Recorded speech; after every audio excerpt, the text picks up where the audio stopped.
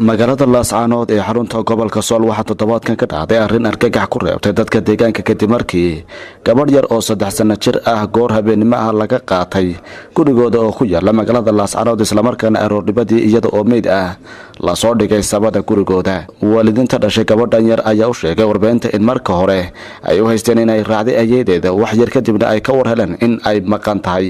gabadha yar oo ay iska dhaleen waalidiin ka soo jeeda koonfur galbeed Soomaaliya ayaa aabaheed oo lagu magacaabay Yaxye Muudey waxa uu xusay in ay dhacdadaasi ku reebtay xusuus aan guureynin isla markaana ay la yaaban yihiin sababta loo dilay sabigan yar.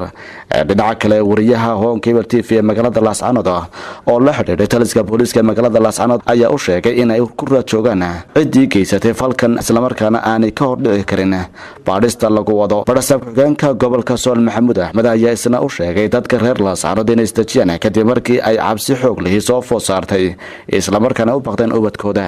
maxamed waxa uu xusay inay wadaan baadhitaan la xidhiidha sida uu falkaasi dhaxdinta badan u dhacay.